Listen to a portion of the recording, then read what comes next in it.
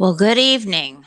Good Wednesday evening. This is Dr. BB. I'm in the middle of another week where we thought that all the bad shit was gone, but it's not. So this week, Anne Applebaum of The Atlantic wrote in her column that we just have to learn how to get along with white supremacists and those far right extremists who, carry their rifles around and, do things like threaten to kill the vice president of the United States and I don't know, the speaker of the house. Like that's a normal day's work, right? So, I respect Anne. I read her stuff all the time. I listen to her when she's on the news programs. But Anne, just let me say that it's because we haven't been talking about these things, that we have been trying to get along, that I disagree with you when you say we just have to learn to change the subject. We're tired. We are tired of changing the subject. The subject is important. The subject is about our freedoms. The subject is about our democracy. So, Anne, I respect you and I respect your listeners, but I got to say that we have to talk about this. That's that's what I do. And I'm going to continue talking about this until I, frankly, don't have to talk about this shit anymore. So this evening, I'm just sitting here. I want to be in a mellow mood. I didn't fool myself into believing that, after the inauguration that everything would be okay. Because you see, I knew that Donald Trump is not the reason that all this stuff has been happening. He's the golden calf, and he's going to be forgotten just like the golden calf. But you see, the real problem is white supremacy. White supremacy did not start with slavery. It was the cause of slavery. And so for us to think that we can't tackle this issue without addressing the history is just absolutely, absolutely wrong. Now, I find it incredibly ironic that the 1776ers that they think that they have the answer. Well, let me tell them something. 1776 was about combating oppression. It was about getting from beneath the rule of fascism, of an imperialistic ruler who said, it's my way or the highway. We, the people, we, the people, that means all people, have a right to voice our needs, our concerns. We vote people to office to speak for us. But this is the thing. We got to stop depending upon them to know what we need. We need to tell them. They are our elected officials. Okay? But just like in our relationships, if we don't tell them what we need, they don't know it. It should not have taken. It should not have taken the death of George Floyd for white Americans to understand that there is a problem with racism, with injustice, with oppression in this country. How long have we been saying it? You know, I would love, love, love, love to be able to not have to do this podcast, or at a minimum, talk about something a little bit more fun. But until people get a grip and recognize that we have a problem in this country, and that problem needs to be rectified, I'm not going to stop talking. Now, we've got a lot of people out there who claim their wokeness, but I'm going to ask you a difficult question. When is the last time that you went to that voluntary disclosure in a job application and you decided not to disclose that you are Caucasian? There are probably very few of you who've even thought about it. And then there are some of you who may recognize that when you click off that box identifying yourself as white, that you have just given yourself an advantage. You are not woke until you decide that you are no longer going to check the damn box, that you are no longer going to take advantage of your privilege. It's not enough. It's not a damn enough for you to say, I recognize that I have a certain privilege due to the color of my skin. Do something about it. Do something about it. If you don't think that you have been hired because you are the best candidate for a job, don't effing take it.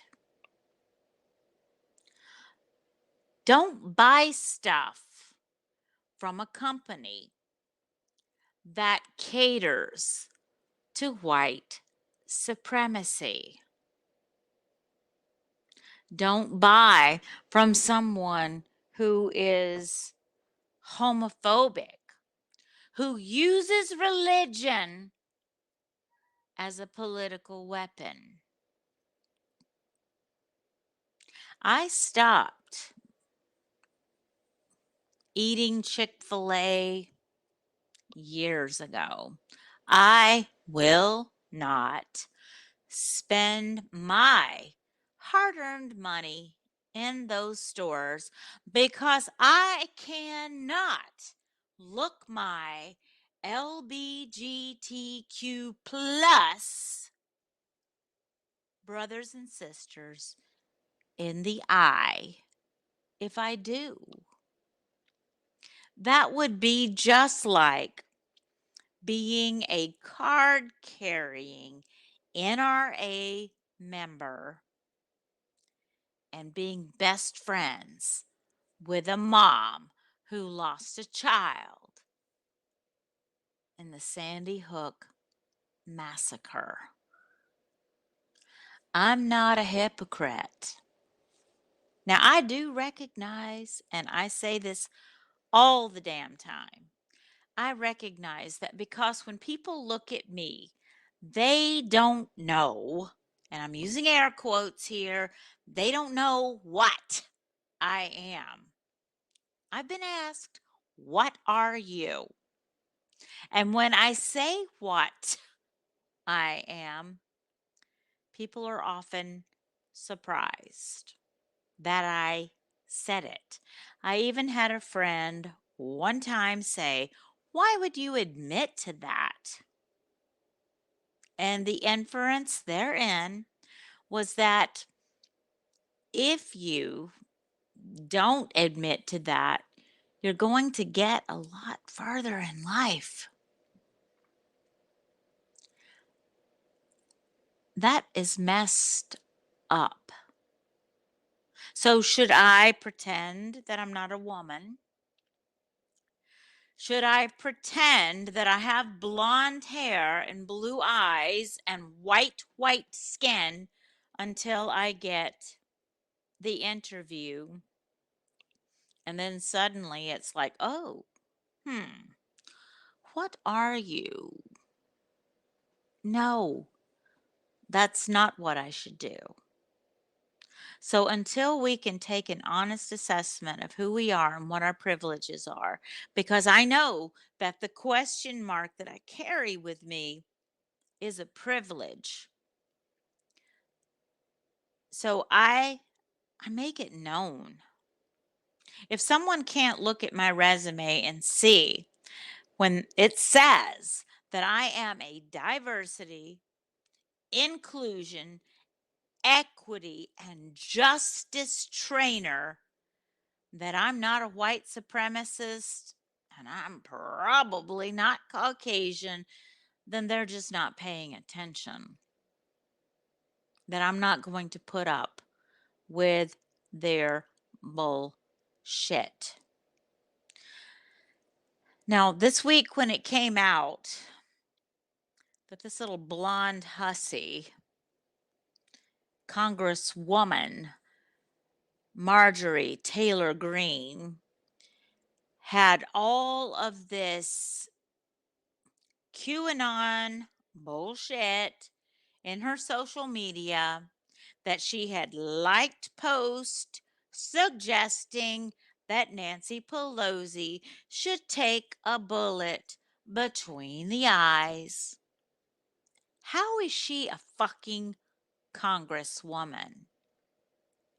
We live in a mother effing society where if a woman admits that I got pregnant as a teen and had an abortion so that I could be sure to have a future, has no fucking shot at running and being elected to a public office. But yet this blonde and blue-eyed biatch is serving in Congress. And she is a QAnon supporter? Hello. Would someone who was involved in the whole Waco thing, the flying spaghetti machine, be allowed to run and earn a seat in Congress 10, 15 years ago? No. But we're in a different time now, aren't we? We are in a time where women, gays, people of color are stepping up and taking their goddamn seats at the table. We're not just taking our seats, we're saying you get the F out of the way. If you can't recognize my right to be here, then you do not belong. I literally cried tears of joy this week when President Biden, oh my God, what a beautiful sound, wrote an executive order undoing undoing the order that Trump had written, saying that diversity and inclusion teaching and training was a violation of civil liberties and should not be taking place. And then has stated that diversity, inclusion, equity, and justice should be visible in all areas of government. That the people serving the people should look like the people. How can you, Congresswoman Marjorie Taylor Greene, say that you represent the people of Georgia when you and the people that you believe in and the stupid conspiracy, mother effing bullshit that you believe in is against everything that we, true Americans, true patriots, hold dear? This country was not founded on the principles of everyone. Being free and having equal rights. We have evolved to this place. I recognize, we all have to recognize that when those words were written, that Black people were not seen as equal.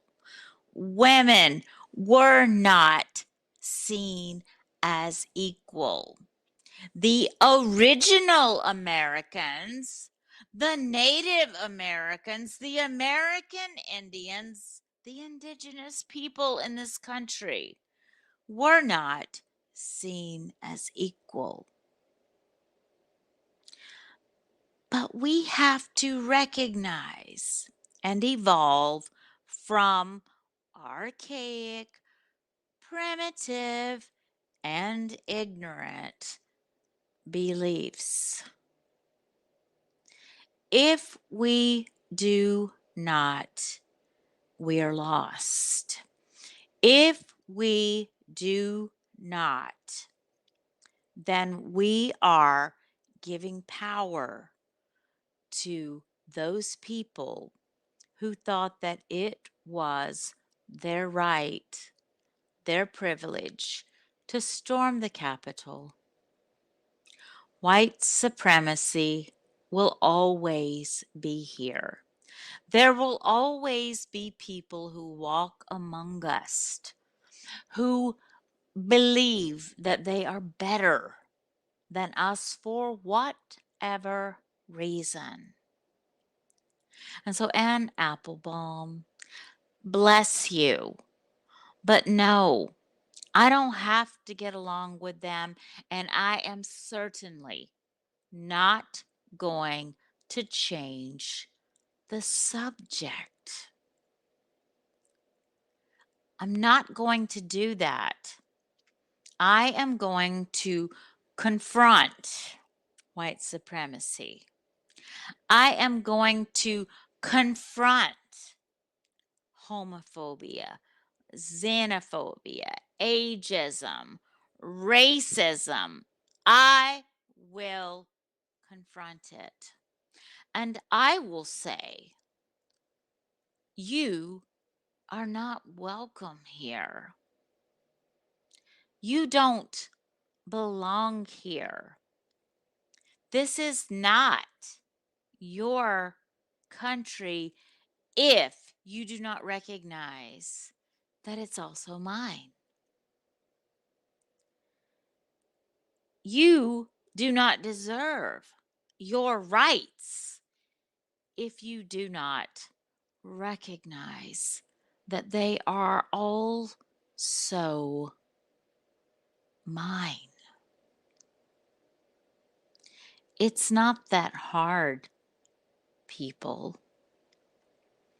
Equity does not mean that if a person of color, a woman, or a gay individual gets a job, that they took yours.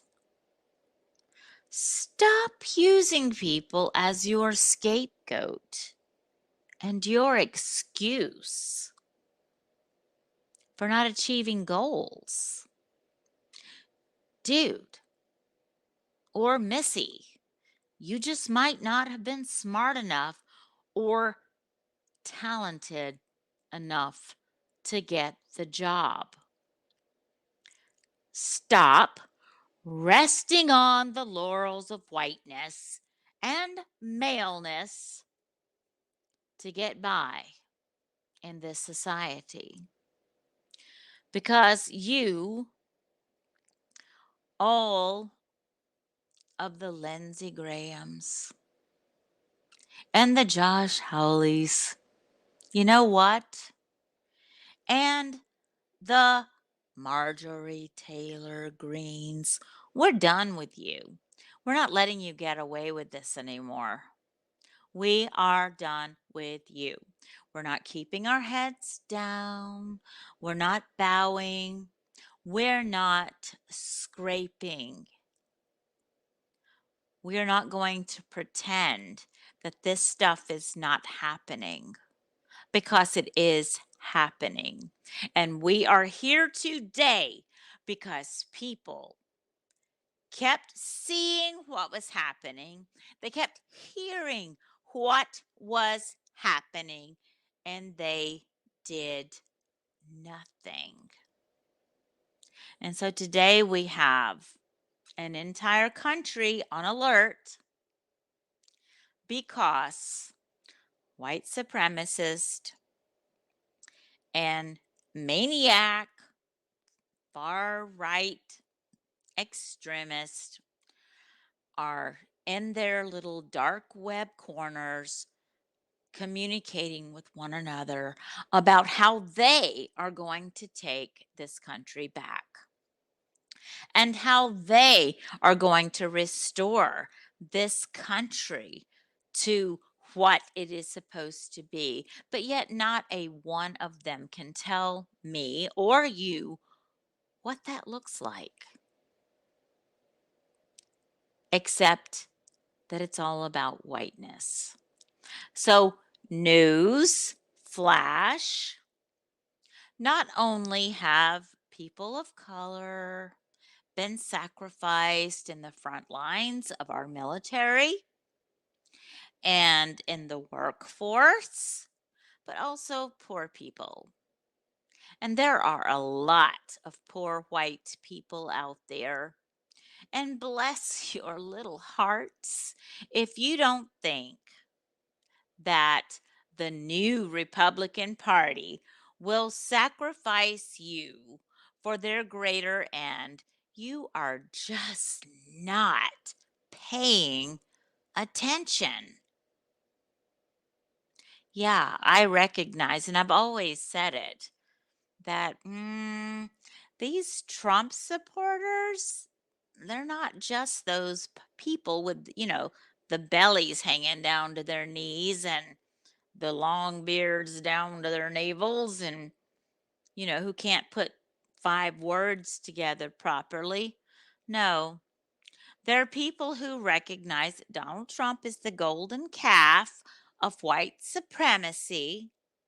Now he's out of office and they're pretending that they're fighting for him, but they're not. My God, they're not. They are fighting for whiteness. They're fighting for their privilege. And to them, privilege means superiority. Let me tell you what makes a human being superior. What makes a human being superior is empathy. What makes a human being superior is to look at someone and say, What can I do to make your day better? It's not about looking at someone and seeing them as a threat just because of their gender, gender identity, their sexual orientation, the color of their skin, the God they believe in, etc. It is just about looking at someone and saying, wow, you're a human being too. You deserve to breathe the same air and to live in the same space as I do myself. So don't tell me that you are better than until you can do better. So until people can do better, we're not going to stop talking. I spent 17 years in education being told to stop talking about social justice. You're making white people uncomfortable. I laughed then, and it's sad. It's sad now because back when all of that was happening, I knew this day was coming. That was on such a low level governmental level, but it rose its ugly head to the highest office in the land. And it's because I saw it happening, others saw it happening, and anyone who could have done something about it didn't. What happened 3 weeks ago? We saw that coming, knew it was coming. It was still a shock, but it was inevitable. And it still happened.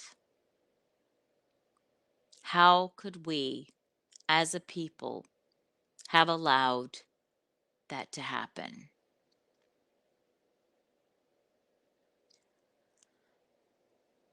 It is fucking hysterical that there are literally people out there who think that on January 20th, that that wasn't really that wasn't really Joe Biden being sworn in.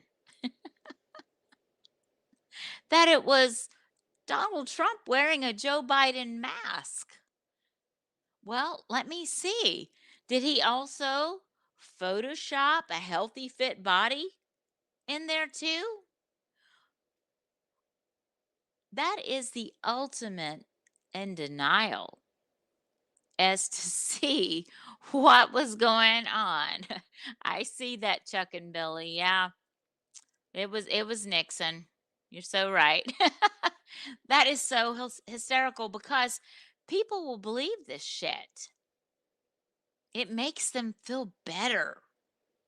It helps them go to sleep at night to not recognize truth and reality, to not recognize that climate change is a thing, to not recognize that a brain is not dictated by the color of somebody's skin, and that love is not dictated by whatever genitalia you were born with.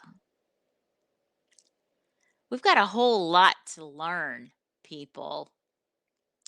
And thank you. Thank you, Chuck and Billy. I'm sleeping a little bit better now that the motherfucker's gone. But I got to tell you, until all of these other people are gone too, I'm not going to feel a whole lot better. To be honest with you, I think that we need to just, you know, put them somewhere else so that they can be ignorant and they can be hateful and they can be blind wherever they are. You know what? I think that we should send them to Greenland. Oh yeah, I think that we should send them there so that when, all the glaciers start melting, that they can just sink right on down to the bottom of the sea. That's what I think. But that's probably not going to happen because most of them are white.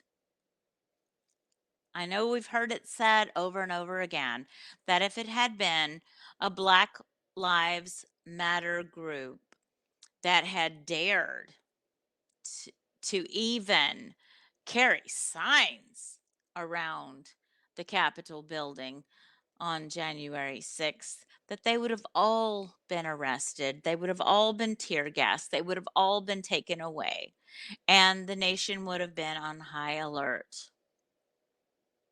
But the nation was not going to be on high alert because these were white people.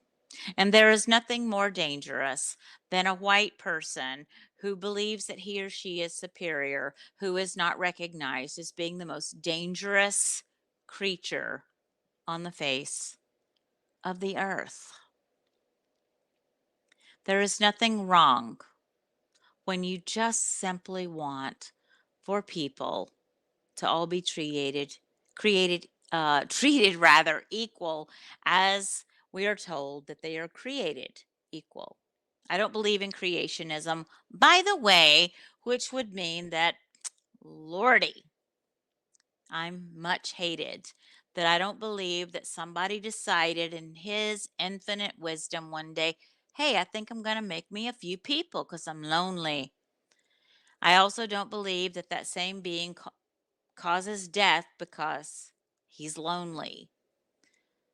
So when we stop using religion and a mythical God as our excuse for hating other people, I think that we'll all be a whole heck of a lot better.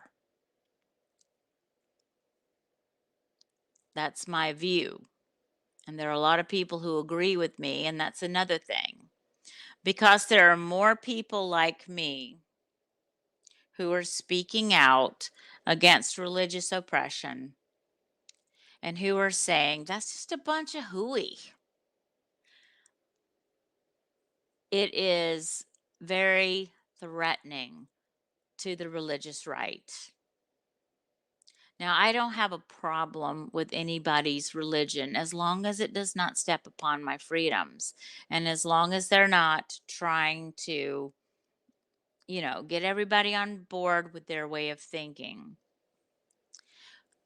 If that means that their way of thinking is to oppress the rights, the freedoms, and the very lives of other human beings. So we've got a lot of work to do in this country.